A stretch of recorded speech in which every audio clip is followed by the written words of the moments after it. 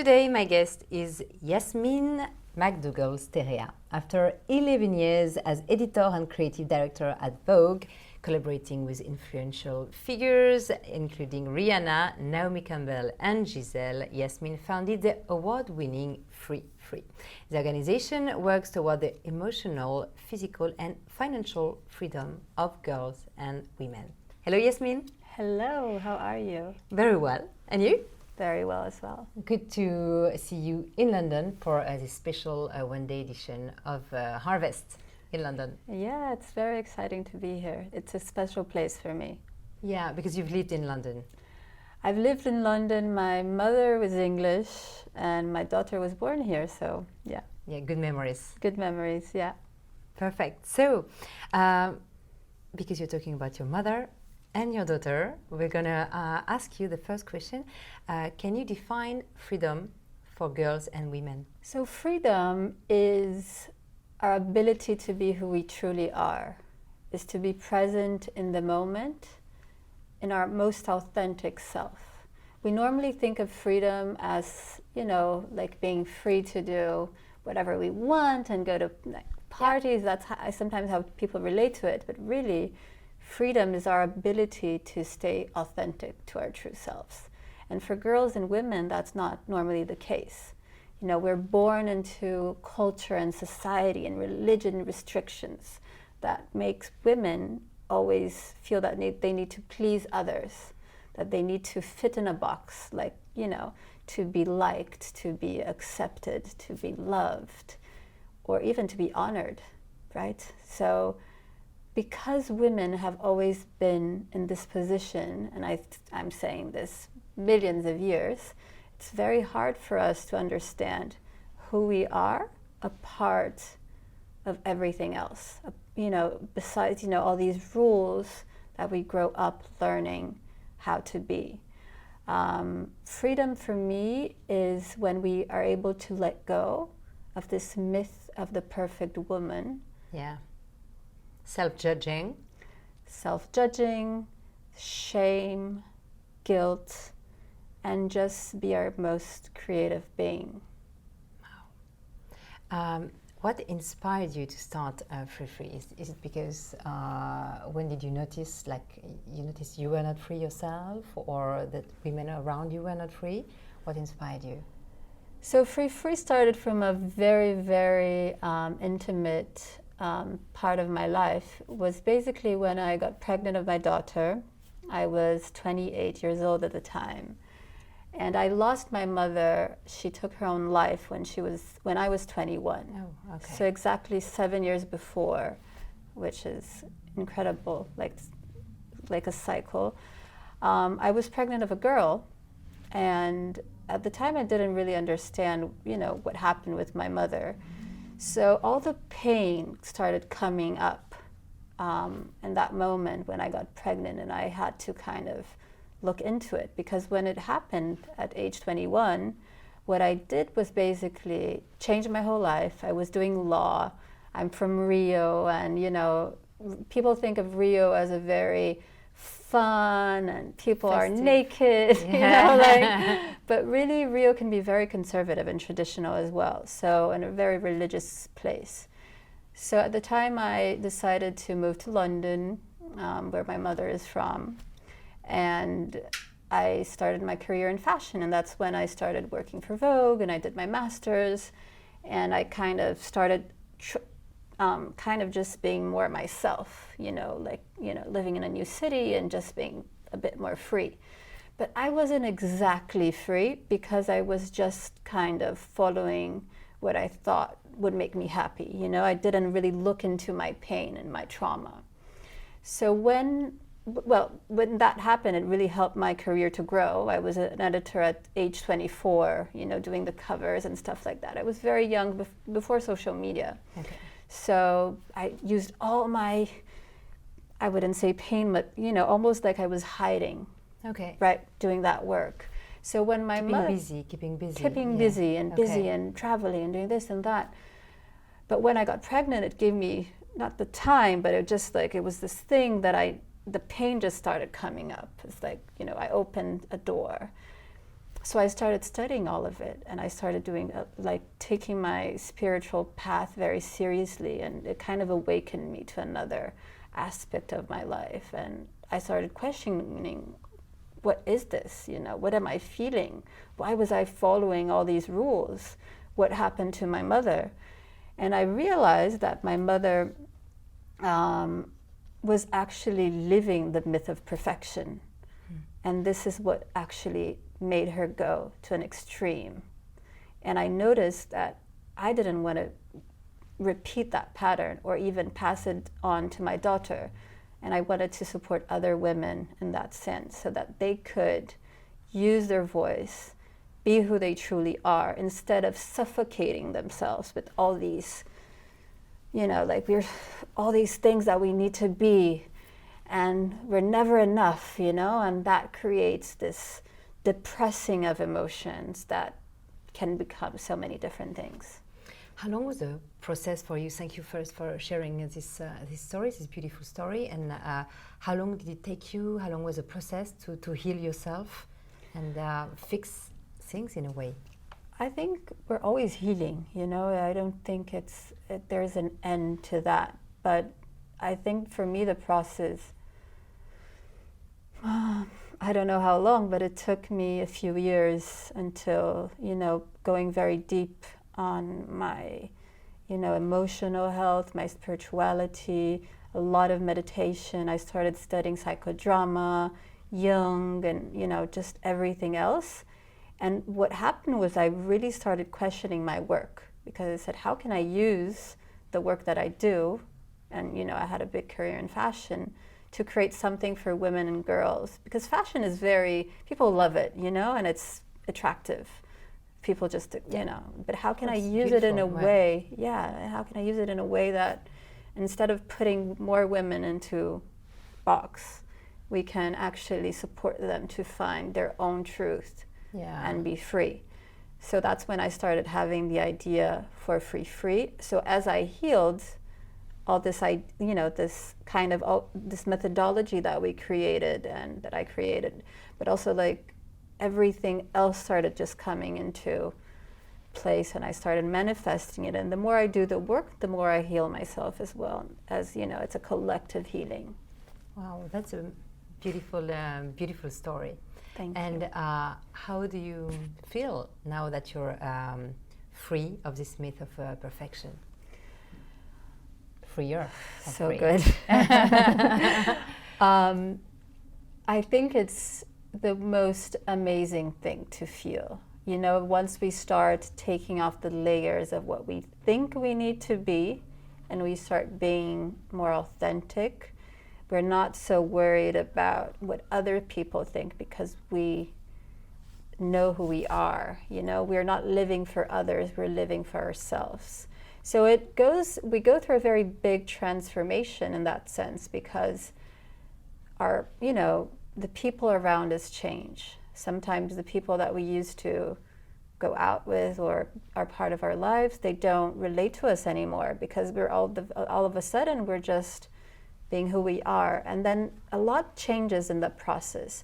We have to be very courageous as well, because in order to get into this state, we also need to have the courage to look into our deepest pain. Yeah. And that is sometimes looking through abusive situations or traumas that we didn't even know we had. And then the more we do that, the more we free ourselves and the more authentic we become. And this kind of reflects and mirrors to our environment and back. So it's a very beautiful process. Was it painful, though? It is painful, yeah. I think going through an awakening process in general, it is painful, because you really need to look in the mirror and see what's still, like, what you actually pushed inside of you to kind of fit in to cultural expectations in general, and religion and ancestral trauma. There's so much stuff, right, that we're like putting one thing on top of the other, and it is painful sometimes to look into that. So you have to have courage, but then you have to understand that that state will come up, it will go, and then you're freer every time that happens. Yeah. Do you regard this as a gift to your daughter? Oh, totally. Yes, it's my gift to her, and I always say she's the free girl. You know, she's my biggest teacher and my biggest inspiration. She's Violeta, my daughter. She's very free. You know, I try to bring her up, having all these values in the sense that I'm not conditioning her with all this from culture and religion and society and but just for her to be like playing, you know, just playing around and enjoying herself and just connecting with nature. And also I take her around, you know, when I'm traveling, she comes with me. So you know, she's so excited about Free. It's so cute. It's like she's almost like the ambassador. That's good. Yeah, she is in a way. She's the beginning of everything for you. And what are the things that, if you want to share, that you used to do because you thought like society wanted you to do, and do you have concrete example, and that you are not going to do anymore? Of lots of things. Let's say, you know, when I was growing up, I was in a very conservative, as a teenager, I was in a very conservative relationship, right? So that the expectations was, you know, you take care of the home and my partner would work. Okay. And I was always someone that always worked. So you can see from, you know, I was working since 21, and you know, my work was always a big part of my life. And things like, you know, I would silence myself because sometimes you can't really say stuff. It's not very, you know, or you can't do this, or you can't do that. You don't. You want to pretend you're capable. Yeah. You have to pretend all the time. But the more you pretend, this is something that I don't do anymore. This is definitely something that before, you know, to be the good girl, the perfect girl. You know, I was, you know, growing up, my family was very chaotic. So I thought I had to be the perfect girl, right? Since I was a kid. So I would be the best ballerina. I did ballet my whole life. I had great grades at school. I didn't take drugs. I didn't, you know, experiment at all. I was just like always super proper because I didn't want to cause more, you know, like trouble. I got the responsibility, and I was very shy as well growing up. So for me, in a way, it was just like I can't even think of myself like that anymore, but it was a way, it was a survival mode, if that makes any sense. Our environment when we're growing up kind of creates, you know, in order to survive, you just create a character to survive. And then once you go through the process of taking off the layers, undressing yourself from all of that, and then you start discovering who you are. So things like accepting a relationship that isn't very healthy, or that, you know, there's some sort of is too controlling or too manipulative, or, you know, someone taking your power away, your creativity away. I could never be in that situation again. Yeah. Or, you know, just trying to be perfect all the time, you know, not accepting failure. But it's not easy, you know. We do criticize ourselves a lot as women, you know. We're always questioning, are we a good mother? Are we doing this, you know? Are we a good partner? Are we, you know, it's... Of course, yeah. And what do you do now that you would never have allowed yourself to do before? What do I do now? Well, I allow myself to be creative, to speak up whenever I need, to be compassionate in the sense that I understand someone else's pain without judgment, but I also don't silence myself if I see an injustice. Okay. And before I would be afraid, you know, sometimes you're afraid to just say something, to give your opinion. To be exposed, to be exposed. Right, to be exposed.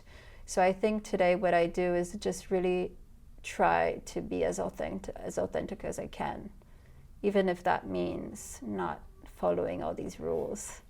Did you have to break with, because you mentioned you were you had a conservative background, did you have to break with some people from your past?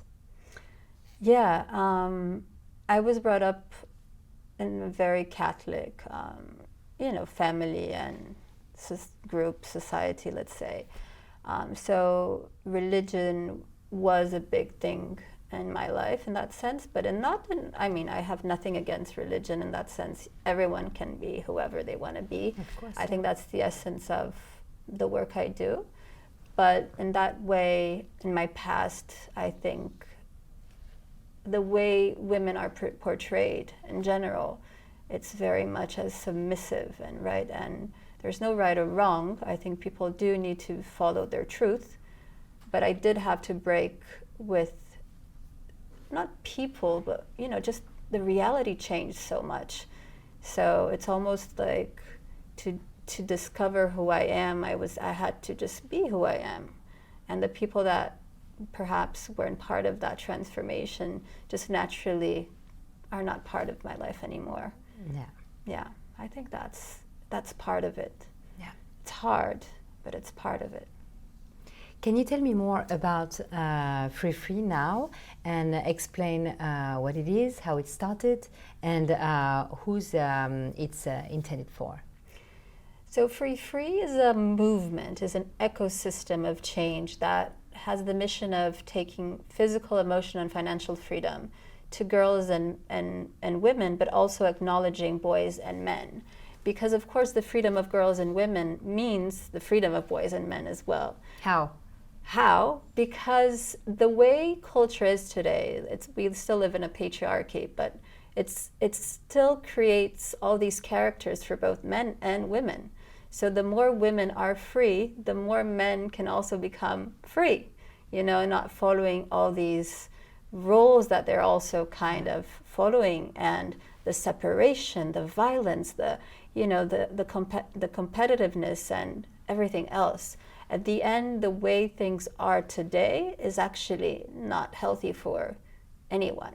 So Free Free has this mission of really taking this awareness to as many people as possible in the world, so that people can understand what that means. That's the first step, because people don't even understand that.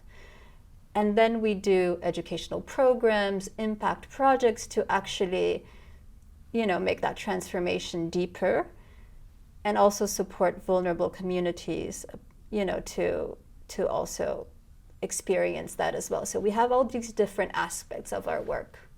You make it through fashion.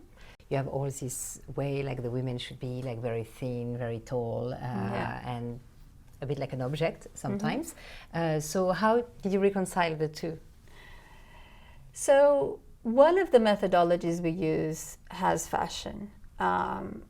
Not everything does. We try with Free Free, the way we present ourselves is really colorful, and we have bring that fashion element in the sense of how we communicate with others, because it's just it's fun. That's what people relate to. If it's too, just deep and difficult, people they just tend to run away. Yeah. Okay. So we use fashion in that sense. To be light and joyful. To be light and joyful, right? And to be colorful, and to bring a bit of this aspect of creativity to it, right? So it's not too dense. I think that's the word. But what we do specifically with the fashion methodology, which is very interesting, is because all of us, we need to dress up. Like, even in any culture, even in tribes, everywhere, we like to ornament ourselves and to kind of express ourselves through, we can call it clothes, but we could do it with whatever we want. Yeah. So the interesting thing is that they become, whatever we're wearing, becomes symbols of traumas or what we want to hide. So we just, what do we want to undress ourselves from symbolically, and not, sometimes the way we show ourselves to the world is actually just a facade, so how do we take that off and show our true self? That's just a way of looking into it. But our programs can go much deeper than that. Yeah. Okay. You've been to Harvard recently. Can you tell us what you've been doing there for Free Free? Yeah. So now we started a project for Free Free called the Free Free Club, that we're taking it to universities, and we launched it at Harvard. where the students are invited to create like a free chapter at the university. And they go through the educational program that we put together. I created this program with a Harvard professor called Dr. Joan Johnson-Fries.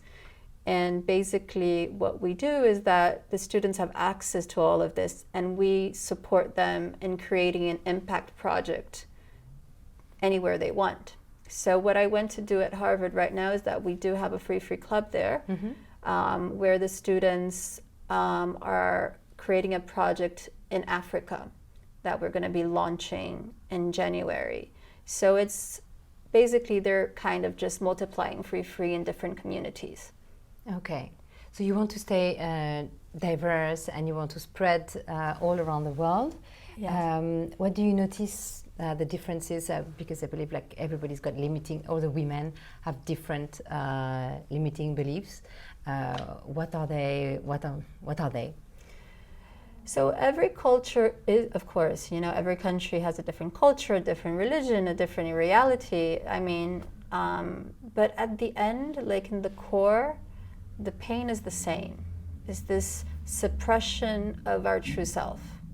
It's the abuses of the everyday life, of the silencing, the manipulation, all the pretending. Like all of us in general, like in most parts of the world, we do, in smaller or bigger levels, we do experience some level of abuse.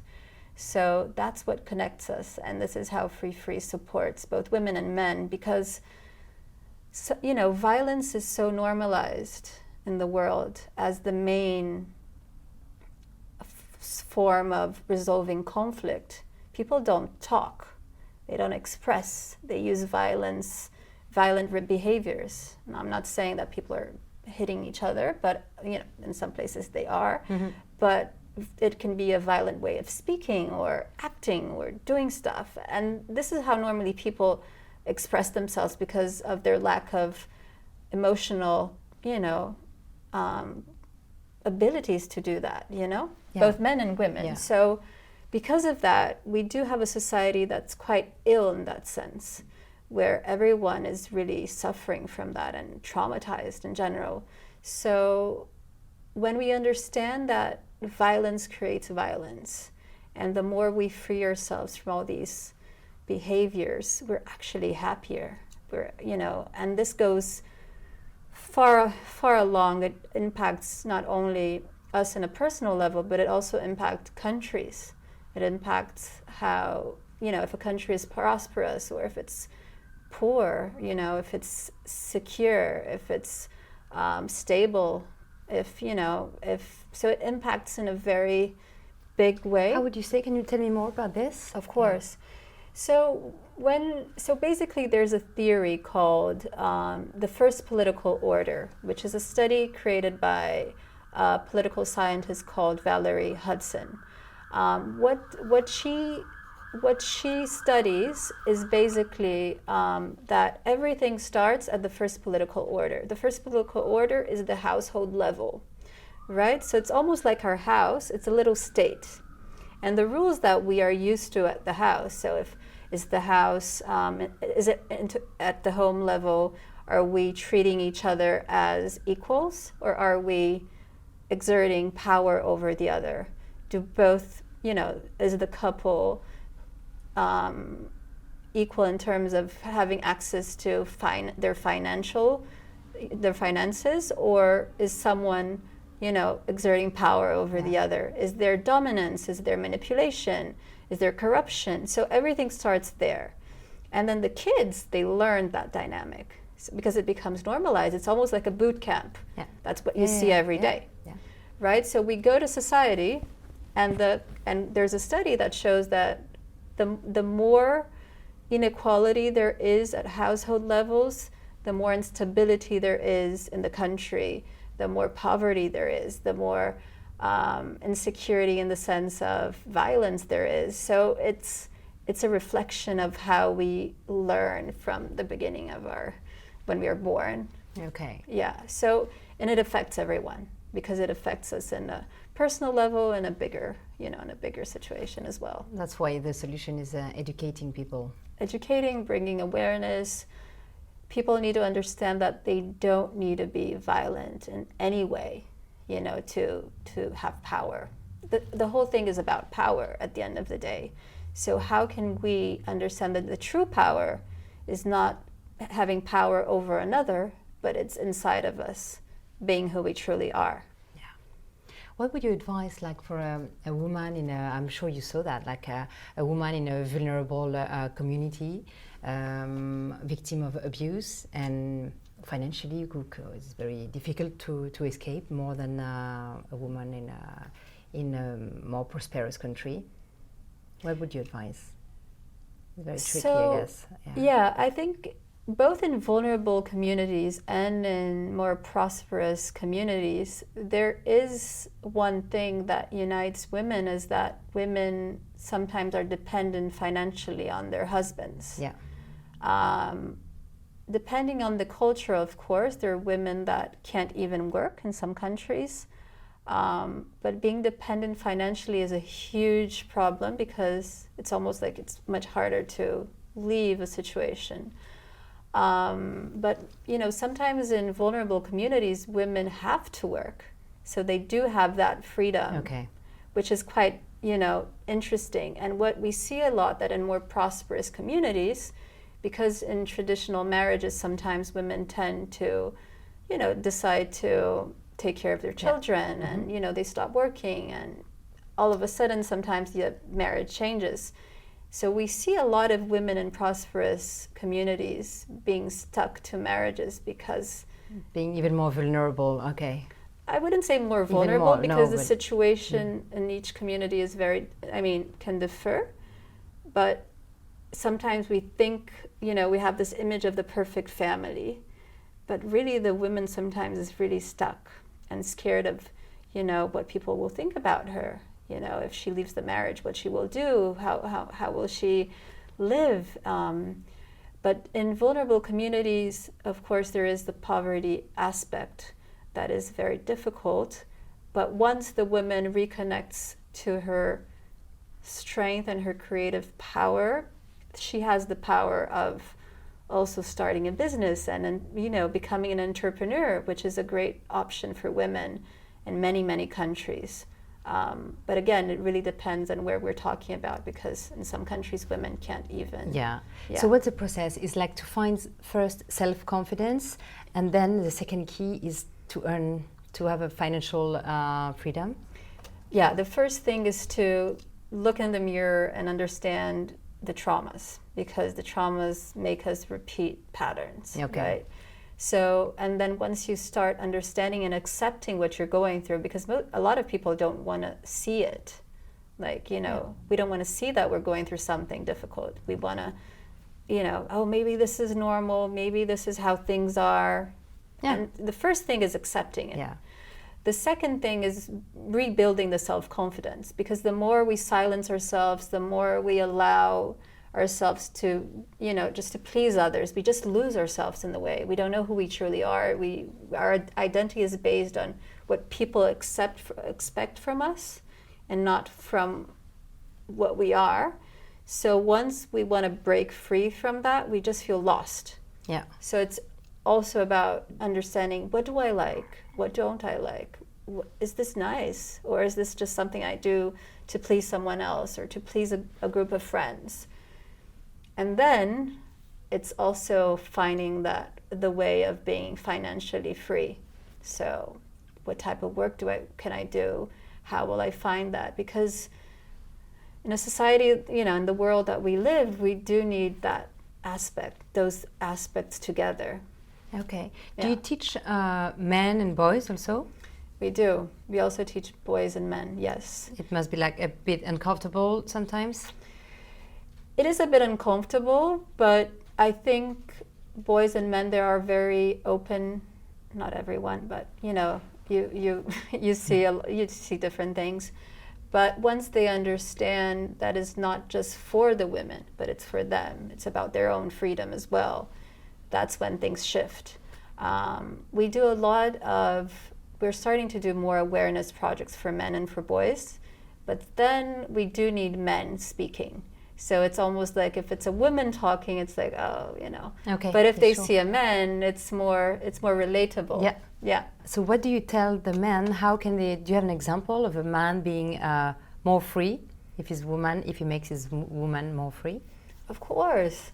I mean, when we think of men's freedom, what are we talking about? Normally, men also have so many characters that, you know, society makes them follow. Of course, it comes with a lot of privileges and power, you know, which is they have different. To protect, to provide.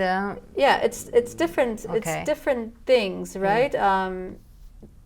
So some men tend to feel that if the women are freer, they're going to be losing power, because, you know, in their head is more like, if I exert power over this person or this group, I have more Sure. power, right? Yeah. But the thing is that that's not true power. So they're just like dominating, and that's quite aggressive for the men as well. It's you know, they're hurting themselves. Okay. They're hurting perhaps family member, their daughters, you know, people around them. They're cheating sometimes. You know, it's a vicious cycle. It's an addictive cycle. It's not healthy. So when men understand that with less violence and more unity, the family grows, you know, society grows, the businesses grow.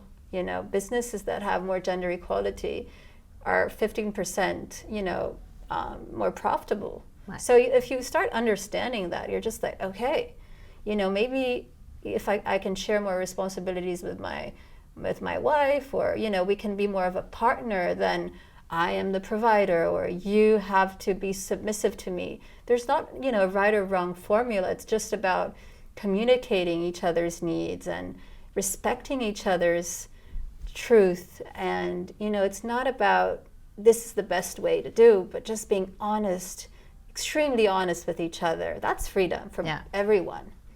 And then the kids learn from that.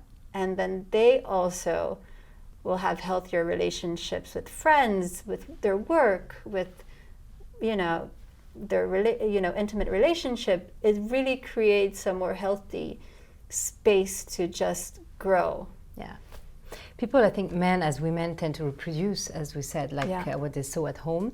What would be the first step for a man who's listening to us and who's not even conscious of the situation?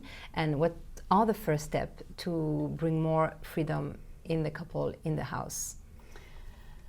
The first step is being open to it, is also understanding we're not blaming anyone. You know, this is so, you know, this comes from like back in the days. It's something that we've learned and learned and learned. It's not that we're blaming women or men. Everyone, you know, it's just a part of this nowadays. It's part of how we see society. So it's understanding that we're not blaming anyone, but we should also take responsibility. So it's also about self-responsibility, is like looking in the mirror again and saying, I did that, but how can I change that? And it's okay, I forgive myself.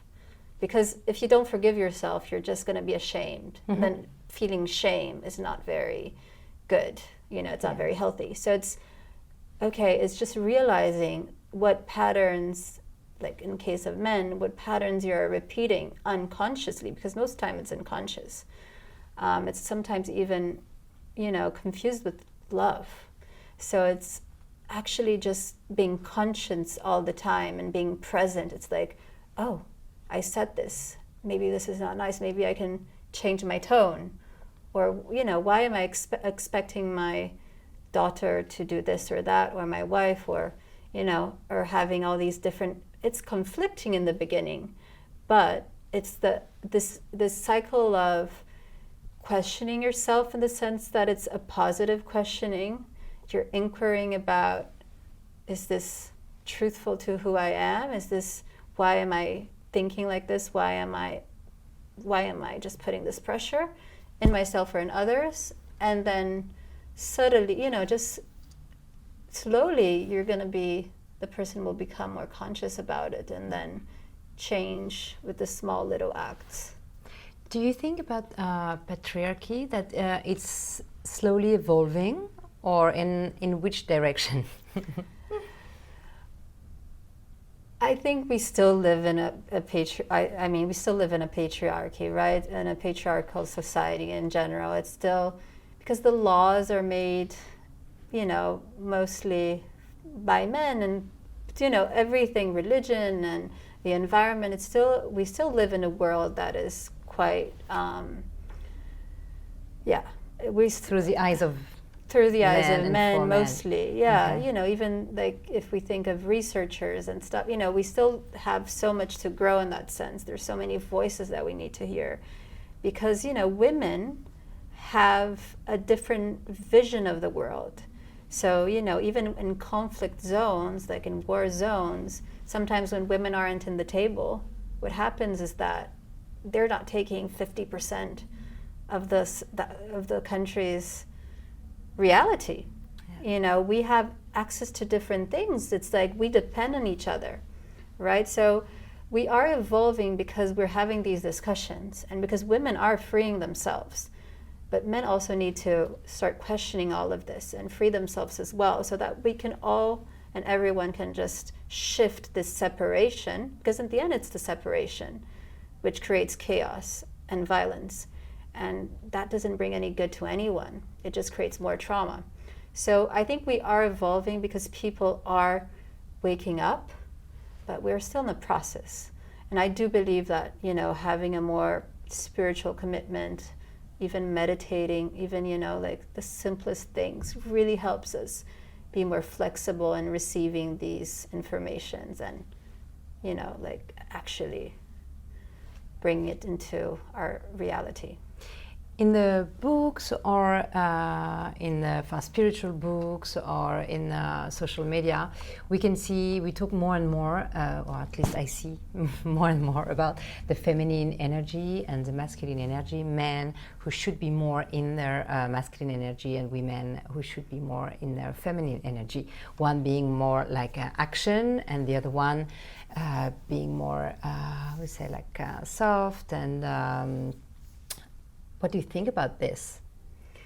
I think it's all about balance, right? I think there's a lot of healing both in the feminine and the masculine.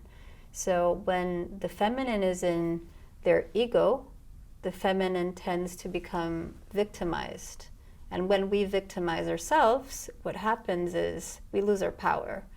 Of course, there is a lot of situations that we are victims, like if you're talking about an extreme case of rape, or, you know, like, all these different things. Reality, but, reality. But there is a victim consciousness that sometimes becomes that we sometimes just like don't act on, because the real feminine energy is a vulnerable energy of love, of flexibility, of being courageous enough to share that love. But if we go into the victim energy, we just lose our power. So I think that's something that needs to balance. And when we talk of the masculine energy, when it's in the ego, where it's in it still needs to be worked on, is the separation, is the war, is this tendency to create separation and war. So if we heal both these aspects, then we can move into the great part of the masculine, that is the power, the light, the knowledge, with love, and then together you have freedom. But this, both feminine and masculine, and both men and women, also has to be like balanced, because we have both energies in our bodies as well, and our souls. Okay. Can you talk about the let go of your characters? You mentioned through fashion that you can symbolically get rid of your different characters. Also, in a way, don't you think that we need those characters to survive, to work, or not? What's your position on that?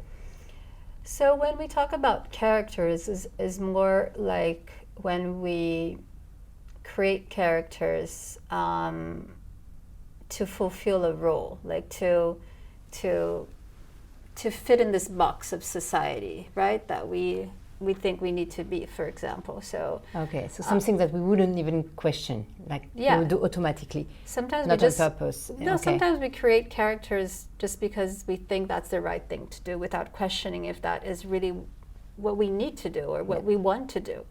So this, when I talk about undressing ourselves from our characters, is basically undressing ourselves from fulfilling the expectations of others and just being more who we are. Of course, we still live in, in community, and that's great. So we do have to respect others all the time,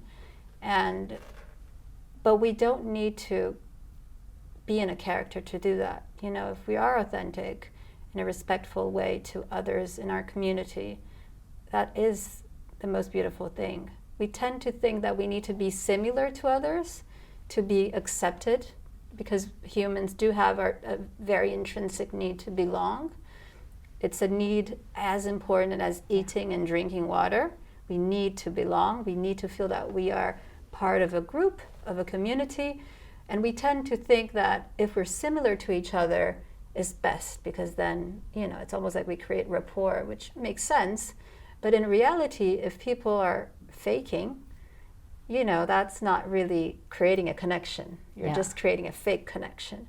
But if people are more who they are, in general, they talk, they speak gently, but their truth, respect, and not like imposing anything to others. That's separation. So when there's a truthful connection, you can be who you are. You don't need to fake it. Yeah, it implies vulnerability, I guess. A lot of vulnerability and self-confidence, self-acceptance, and self-ownership. And, this is a very interesting concept that I've learned through a friend who is also an amazing therapist, that what we do when we give our power away, when we just please others and we're not being authentic to ourselves, is that we let others almost own us as objects, like you said. The self-ownership concept is that we understand that we're okay, we own our truth, and we don't need to constantly please others to feel that we're loved. We love ourselves, and then once we do that, we connect with others in a more truthful way.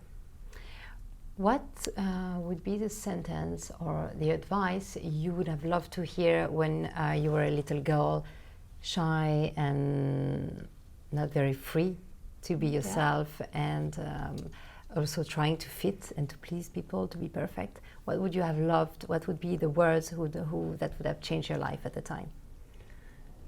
I think that the thing is, when we're kids, sometimes we don't have the autonomy we do have as adults, right? To defend ourselves or to be who we are. But I think the best advice would be to honor your truth, and your truth is your power, right? It's not acting and being what other people expect from you. As kids, sometimes that is very difficult because we do need to adapt to our reality. But if you bring up kids in that way, in a healthier place, then they learn from the beginning that even the friendships they're doing, some are healthier and some are not. Mm-hmm. And, it's first accepting yourself, is even your imperfections. I think that would be my advice. And that everything's going to be okay. Thank you. I'm going to ask you the last question. One I'm asking to all the guests of Harvest. It's the harvest of the day. What's your favorite tool to actively transform our society or our planet or ourselves? My favorite tool is just like breathing, dancing, and literally when you're doing that, you're freeing yourself, and then the more you do that, the more you can impact other people positively and change the world. But by changing yourself, that's how everything starts. Fantastic. Thank you so much for your authenticity. Thank you. And for this nice interview. Thank you so much. Thank you. It was a pleasure. Thank you, Yasmin. Thank you.